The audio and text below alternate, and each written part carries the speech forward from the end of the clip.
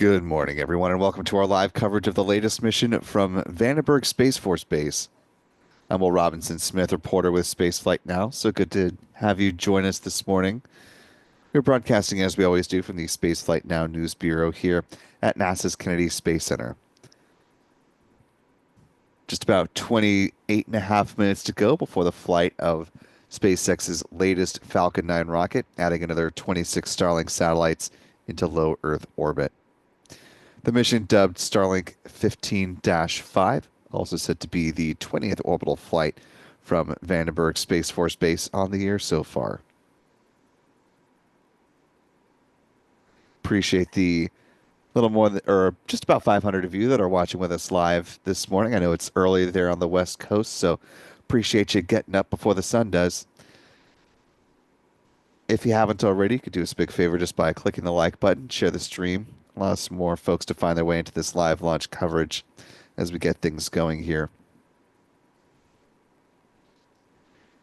Being that this is a West Coast venture,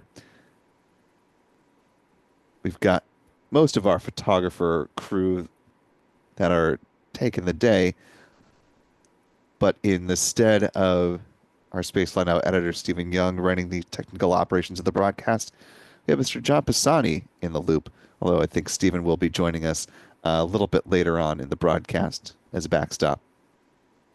If you're not following the fellows on their social channels, you can find them here on X. Adam is at ABurnNYC. John is at John Pisani Photo. Michael at MD Kane Jr. I'm at W_Robinson Smith. And be sure, of course, to follow Spaceflight Now, simply at Spaceflight Now. And if you're not on X, you can also find Spaceflight Now on Blue Sky, Threads, and Facebook.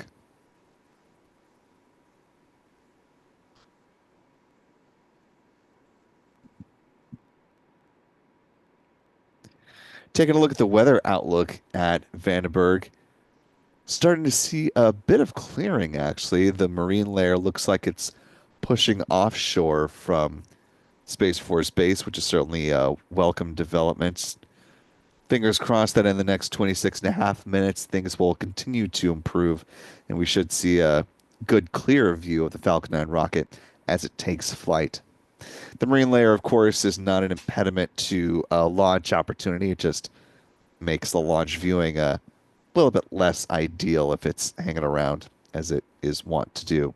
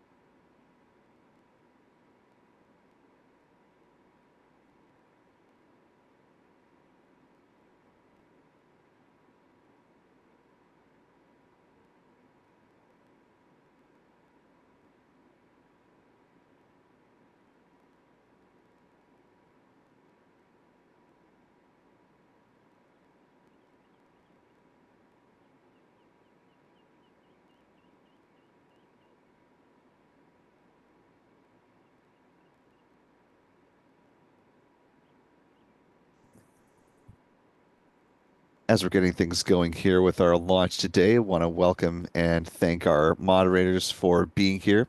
So we've got Callistia Lee and Rick Donner checking in this morning. Appreciate you both, the both of you hanging out with us today.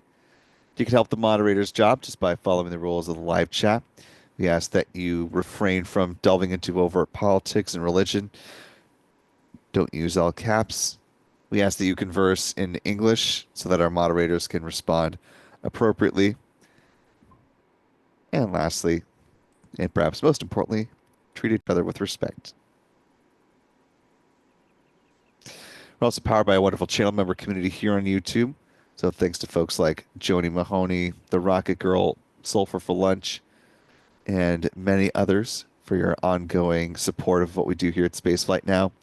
Channel membership comes with a number of perks, including discounts at our online shop, that is shop.spaceflightnow.com. Access to member-only videos here on YouTube, access to a members-only Discord server, and of course the ability to watch all of our live launch liftoff moments from in Florida in 4K.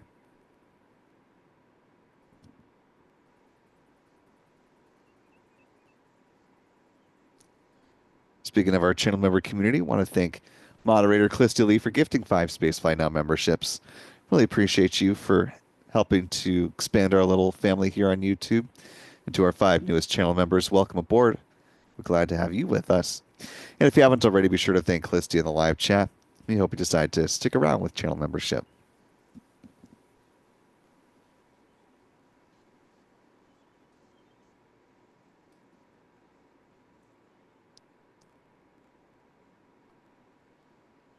As we're getting going here, let's take a look at the countdown timeline.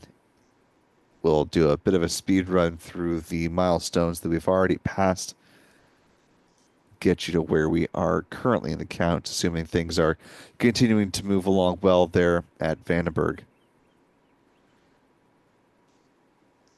A call for the start of tanking happened back at T-minus 38 minutes. Following that go, no go pull, fueling began in earnest at T-minus 35 minutes with the loading of liquid oxygen on board the Falcon 9's first stage and RP-1, a rocket-grade kerosene on board the Falcon 9's first and second stages. That was followed up by first stage helium load at the 30-minute mark. Same began on the second stage just a few minutes ago. Helium is important because it's used to pressurize the main propellant tanks during flight. T-minus 23 minutes, second stage RP-1 loading wrapped up. Coming up next is the strong back chill down process, which will start at about T-minus 20 minutes and 50 seconds. Of course, we see that visually manifest is the big vent when we've got eyes on the rocket at this point in the countdown. That process lasts until about T-minus 16 minutes and 30 seconds when that venting tapers off, setting up for second stage liquid oxygen load to begin at the 16-minute mark. T-minus 7 minutes is when the chill down of the 9 Merlin engines gets underway. That's when SpaceX is flowing a small amount of liquid oxygen through the plumbing and turbo pumps. Helps protect the engines from the risk of thermal shock and damage during the startup sequence. 6 minutes out, the first stage kerosene tank is full. Then at T-minus 4 minutes and 30 seconds, we'll see the strong back retract sequence get underway. So when the clamp arms just beneath the payload fairings open up, and then the transporter erector, or the strong back, will pull back about 13 degrees away from the Falcon 9 rocket here at Vandenberg. It stays in that position until and through liftoff. 3 minutes out, the first stage liquid oxygen tank is full. Same is true on the second stage about a minute afterwards, at which point the Falcon 9 rocket is fully loaded with 1 million pounds of propellant. In the final 60 seconds, as we hear the call that the Falcon 9 is in startup, control of the countdown is handed over from the ground sequencer to the Falcon 9's onboard flight computers, and the propellant tanks are brought up to flight pressure. The SpaceX launch director will give their go for launch 45 seconds before flight. The engine ignition command is issued at T-minus 3 seconds, and if all 9 Merlin engines are healthy and ignite as expected, the command will be given for the hold-down clamps to release the Falcon 9 rocket for a T0 liftoff. Coming up here, 6:43 a.m. Pacific, 9:43 a.m. Eastern. Actually, it should be 13:43 UTC.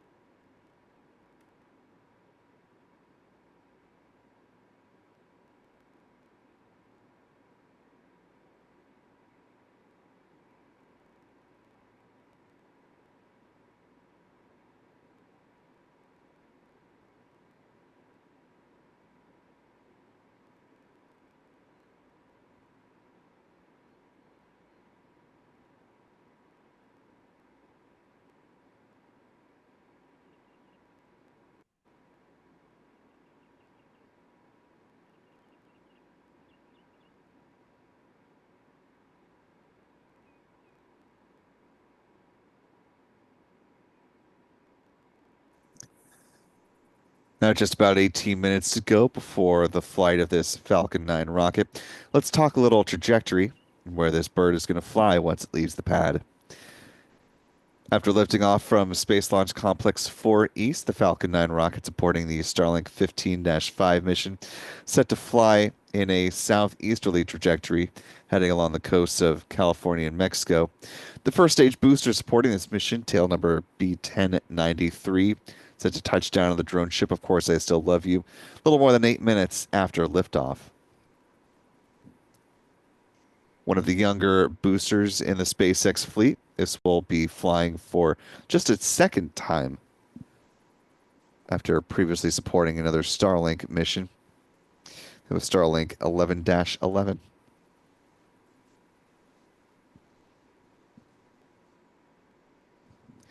SpaceX, of course, is not only interested in retrieving its first stage boosters, but also the payload fairings, working to certify both for up to 40 missions apiece. After atmospheric reentry, the fairing halves will each splash down in the waters of the Pacific Ocean under the support of steerable parachutes. At last update on these, SpaceX said that they save about $6 million per recovery effort. One of the things that we'll be watching is coming up next week, assuming that SpaceX gets its launch license modification from the FAA and can proceed into preparation for Starship Flight 9. SpaceX founder Elon Musk said that there will be a company talk that will be broadcast live on X. Presumably, this will focus mostly on their Mars-bound ambitions with the Starship program, but fingers crossed there's a little bit in there for the Falcon program, and maybe we can get an update on what the fairing status of things is.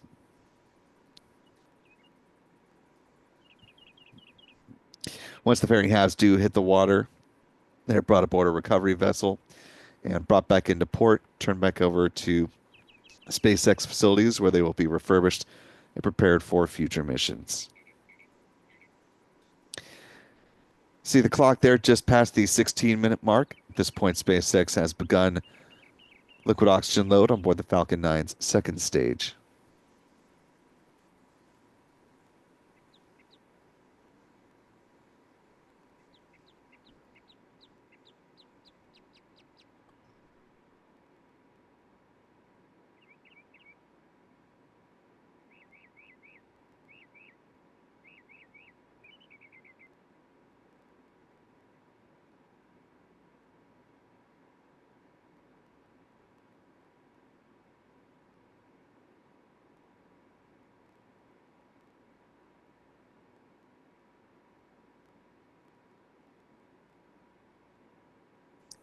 Now just past 15 minutes ahead of liftoff. Let's talk a little bit about the payload that's on board today's Falcon 9 rocket. 26 Starlink satellites in total of the V2 Mini optimized variety. This is set to be SpaceX's 42nd launch with Starlink satellites as the primary payload. Of course, Starlink's 13-1 was the odd man out, being that it was a rideshare mission that included a couple of Starshield satellites. These optimized version of the Starlink V2 Minis are considerably lighter than the previous V2 Mini Starlinks, about 500 pounds or so. About 225 kilograms lighter as well. With their solar panels unfurled, though, they have a wingspan of about 100 feet or 30 meters. They still use argon Hall effect thrusters for in-orbit maneuvering. Built in Redmond, Washington, which is near Seattle, and they'll be deployed at about 180 miles or 289 kilometers in altitude at a 53-degree inclination. Here's a rendering of what those Starlink V2 minis look like in their on-orbit configuration, connected by the laser mesh.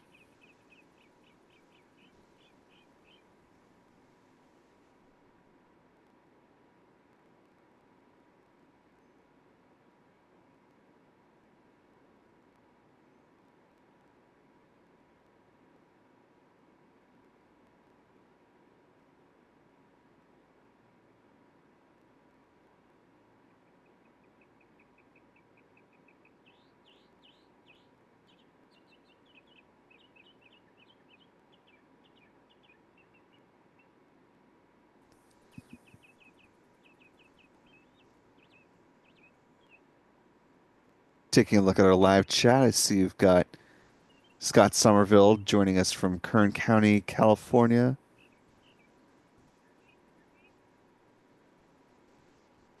So we've got Robert Stone checking in from the Cumberland Valley. Tim Smith joining us from Seadrift, Texas. Let us know where you're watching from if you are over in the west or southwestern part of the United States and may be able to see the Falcon 9 for yourself this morning. If you are able to snap a picture or a video, be sure to tag us on social media. We love to be able to see what you're seeing from your vantage point.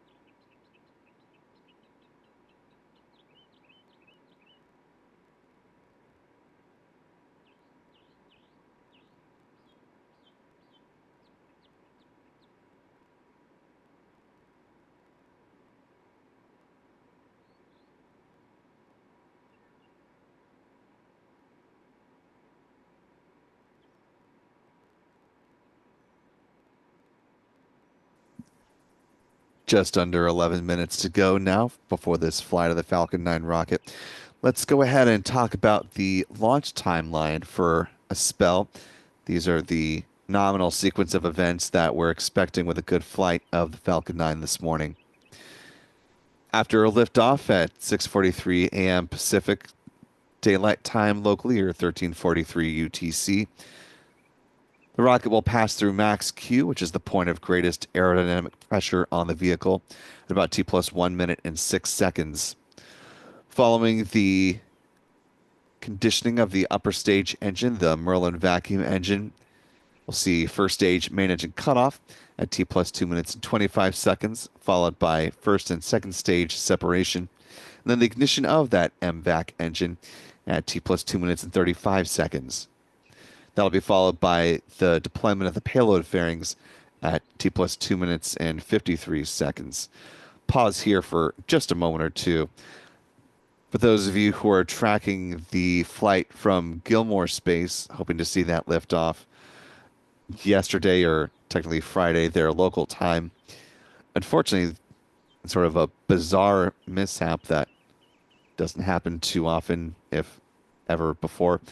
The payload fairings were actually jettisoned while on the ground. So, odd happenstance to lose the fairing halves before the fueling process had even really gotten underway. So, the company says they do have some additional fairings that are able to be integrated onto the vehicle. But in order to do that work and get that rocket checked out and make sure that something similar won't happen again, they're standing down from this current launch campaign and will target a future launch date when they are able. So TBD on when the first Australian-built rocket is actually going to be launching from Australia. Back to the Falcon 9 countdown or launch timeline. A few minutes after fairing separation, the 3 engines at the base of the Falcon 9 first stage booster, 3 of the 9 will reignite for a roughly 25-second burn to help slow the vehicle down, setting up for the single engine landing burn, set to begin at about T plus 7 minutes and 50 seconds, which will position the booster to set down on the drone ship. Of course, I still love you. About T plus 8 minutes and 14 seconds post liftoff. The Merlin vacuum engine will shut down about 20 seconds afterwards. Go into a coast phase until T plus 53 minutes and 40 seconds, when there will be a brief 1 second burn on that upper stage engine. Setting up the Starlink satellites to be deployed at about T plus 1 hour, 2 minutes, and 33 seconds.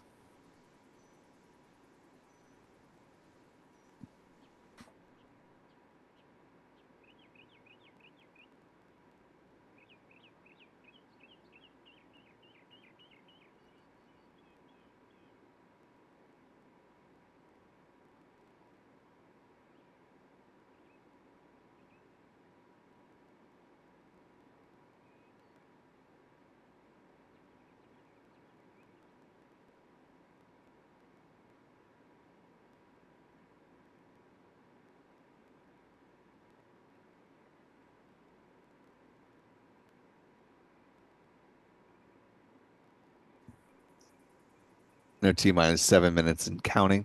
At this point, SpaceX is flowing a small amount of liquid oxygen through the plumbing and turbo pumps, helping to protect the booster engines from thermal shock and damage during the startup.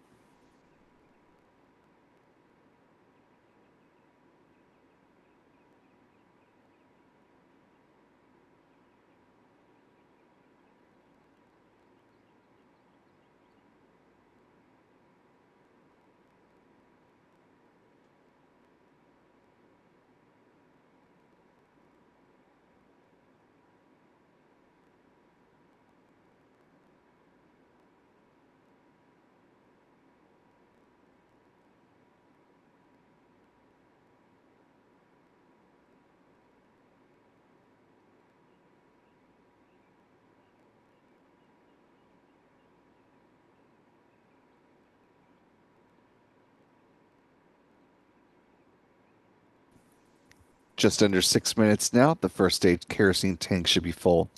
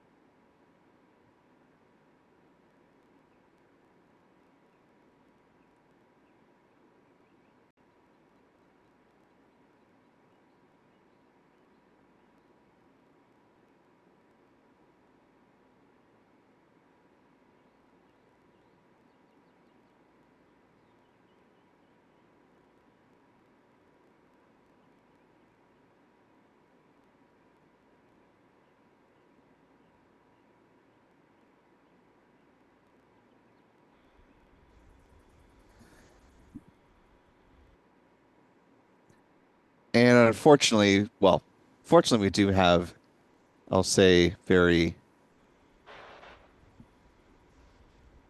strained views of the Falcon 9 rocket here. But the marine layer has not moved off quite as much as we had hoped. It's, as you can tell, fairly socked in there, Vandenberg.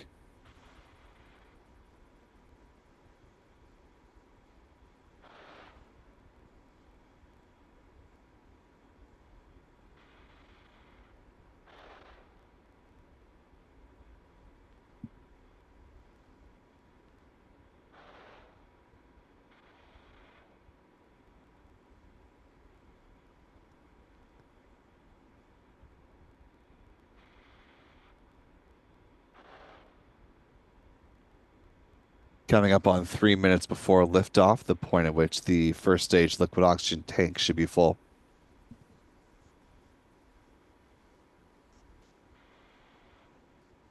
Stage 1 lock slot is complete.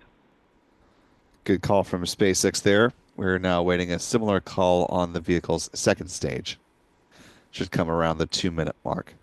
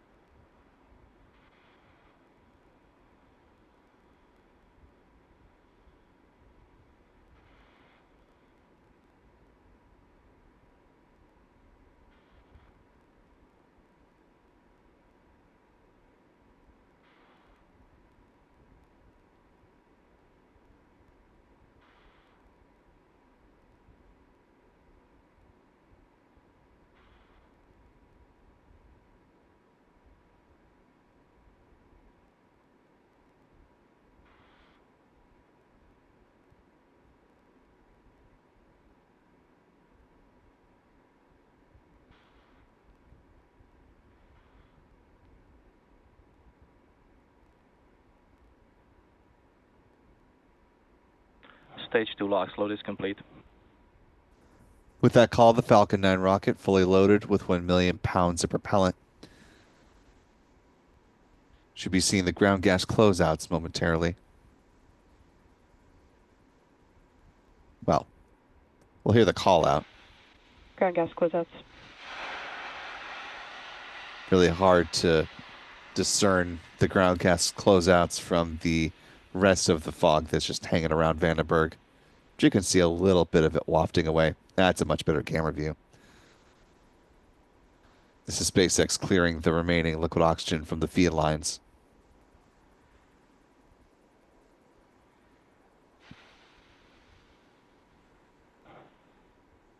Falcon 9 is in startup. Good call there. We are now just awaiting the SpaceX launch director to give their go for launch, which should be coming in the next few seconds. Launch director, go for launch. And with that, we're going to go ahead and step back on our commentary, and we'll be back with you on the other side of liftoff.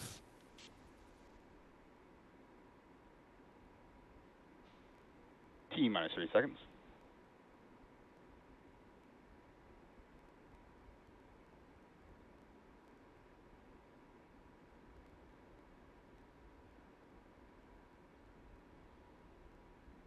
T minus 15 seconds.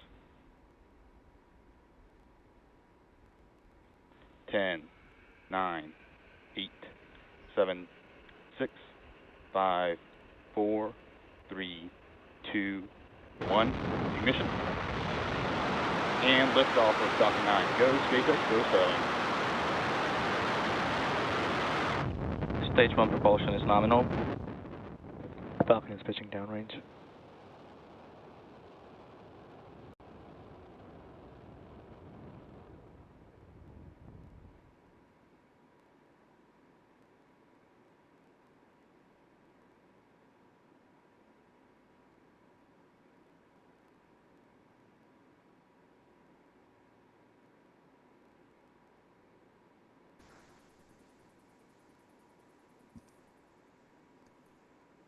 And a good liftoff of the Falcon 9 rocket from Space Launch Complex 4 East at Vandenberg.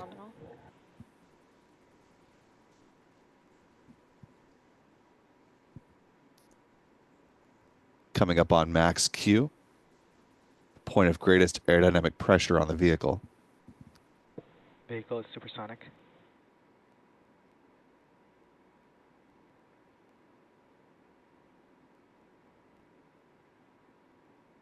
Max Q.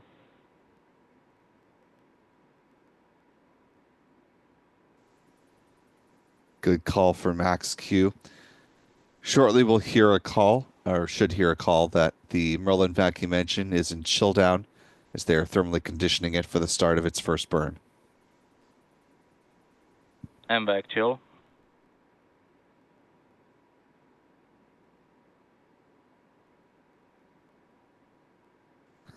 Really nice view of the orbital horizon there.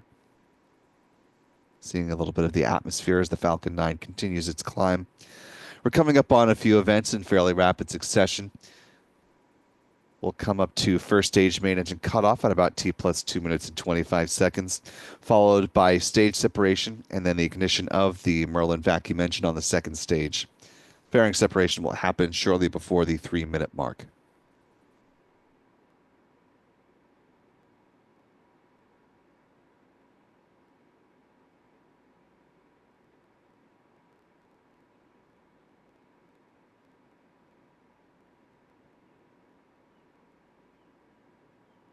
Main engine cut off. Stage separation confirmed.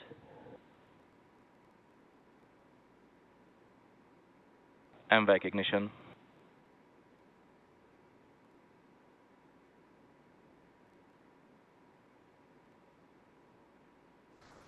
All good callouts, good visuals on the Falcon 9 rocket. You can see the hypersonic grid fins now deploying. Fairing separation confirmed. And there go the payload fairings, exposing those 26 Starlink satellites to the vacuum of space. The fairing halves will both be recovered once they splash down into the waters of the the Pacific Ocean.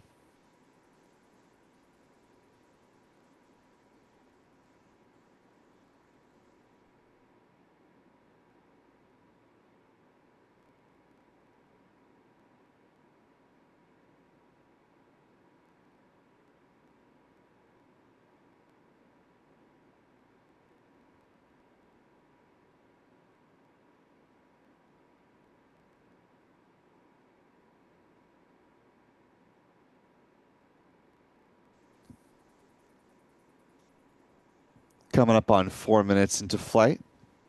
See another one of our moderators, Aussie Space Girl, has joined us. Appreciate you being here with us, Stephanie. Those occasional bursts that you're seeing there between the grid fins, those are the cold gas thrusters, which help to adjust the booster's positioning. Appears it's also reached its apogee on this mission, topping out at an altitude of about 118 kilometers.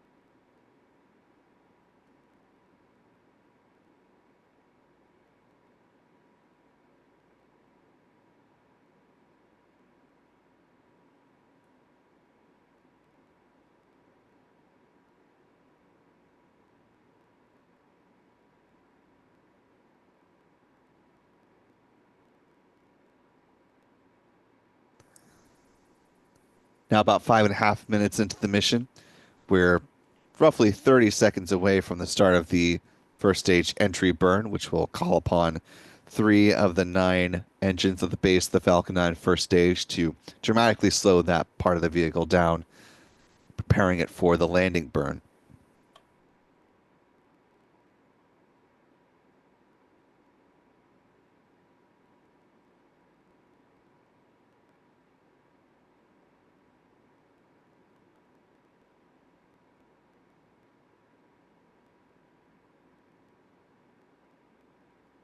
Stage 1 entry burn startup.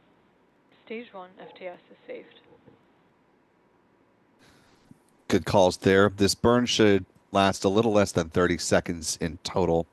The other call was regarding the FTS, that is the flight termination system, a safety mechanism incorporated into both stages of this 2-stage rocket. A public safety measure Stage that 1 very entry burn rarely shutdown. is called upon, but is important if needed. And with the conclusion of that entry burn, as you just heard and saw, we're coming up to the start of the landing burn here in just about 1 minute.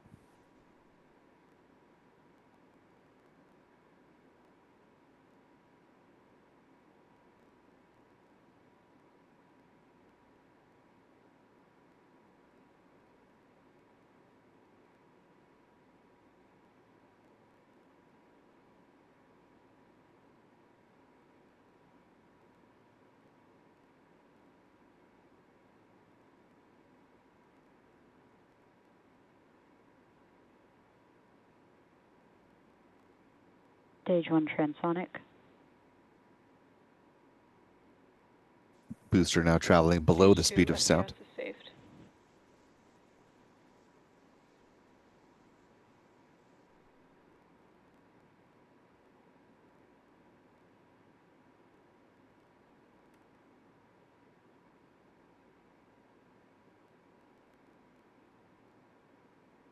Stage 1 landing burn.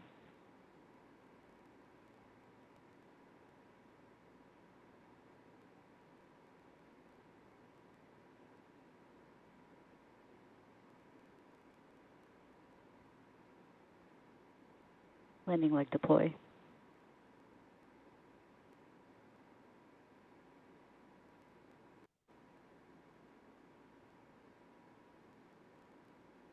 Stage 1 landing confirmed. And B-1093 has completed its second trip to space and back.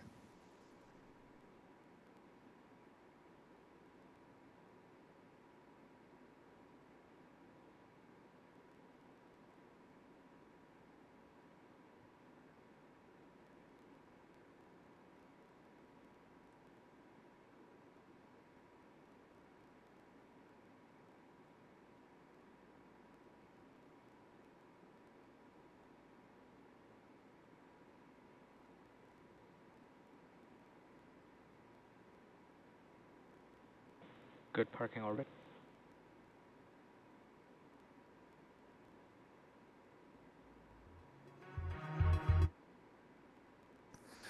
And a good shutdown of the Merlin vacuum engine and confirmation that the upper stage entered into what's referred to as a nominal parking orbit, where the upper stage will coast until about T plus 53 minutes and 40 seconds.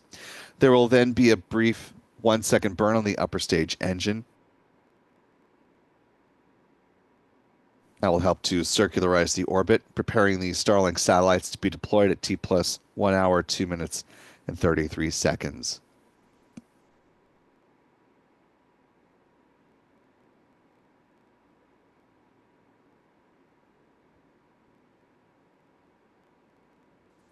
Take a look at our mission stats in just a second here. I want to just pop back over to the live chat. Thank you folks for their support today. Big thanks to channel member Joni Mahoney for a $10 super chat, who says, love this stream and launches never get old. Thanks, Will, Spaceflight Now, mods, and the great live chat. Rose Scott with a $2 super chat, saying that they were waving from San Clemente, about 186 miles south of Vandenberg.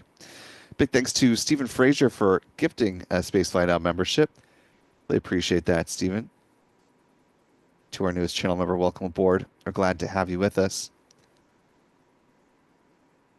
I believe there was a $10 super chat from Rick Donner, but for some reason on my end, YouTube's done something and it's disappeared. So unfortunately, I cannot see it.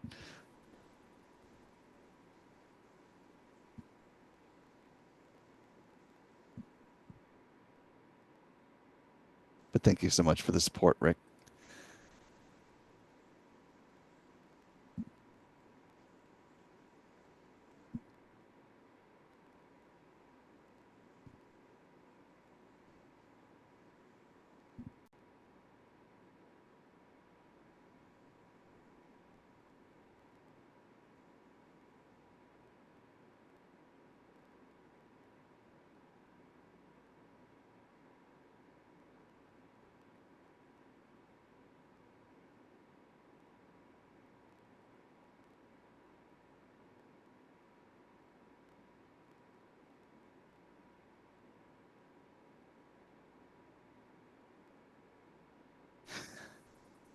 With a good liftoff and landing of the first stage booster 1069, let's go ahead and talk about the mission stats as they currently stand for SpaceX.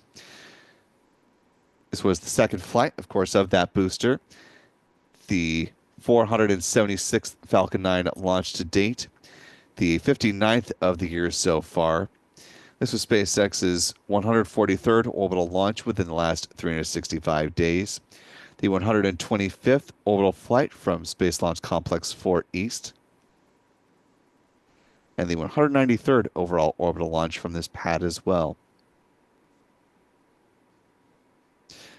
Here's where the bar chart now currently stands for SpaceX with its Falcon family of rockets. Moving on to some recovery stats. This mission marked the 130th successful booster landing on the drone ship called, of course, I Still Love You. This was the company's 359th drone ship landing and the 448th overall booster landing. Finally, with some industry stats, this was the 20th orbital flight from California, the 63rd from U.S. soil, the 68th from U.S. rocket company, and the 104th orbital launch around the world. Still 2 mishaps on the year, and here's where the pie chart now currently stands.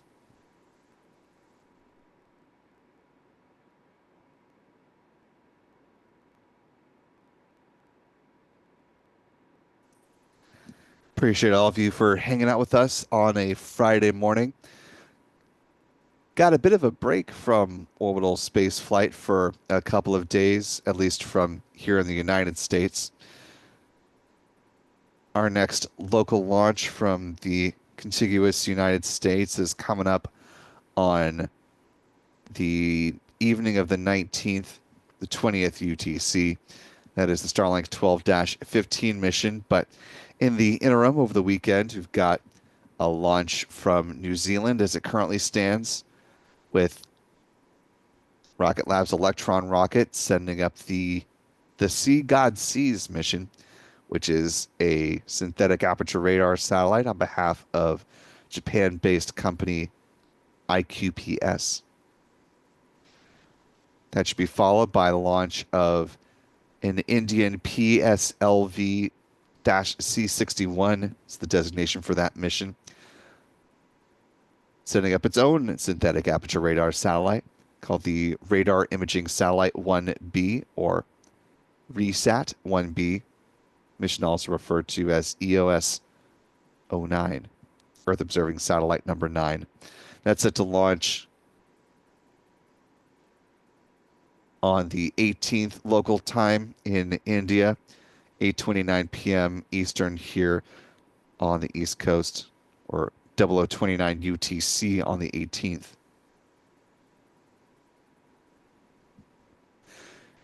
So for those of you who are interested in seeing another rocket fly that is not a Falcon 9, you've got 2 opportunities over the course of the weekend.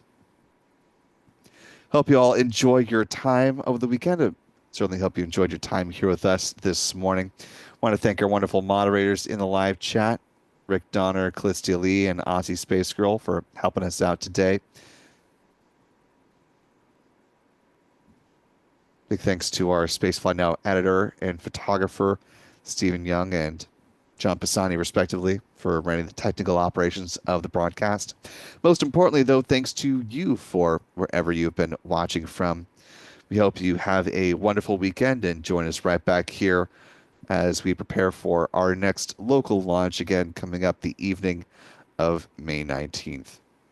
For all of us here at Spaceflight Now, I'm Will Robinson Smith. Remember, be good to yourselves, be good to others. We will see you next time, folks. And until then, bye-bye.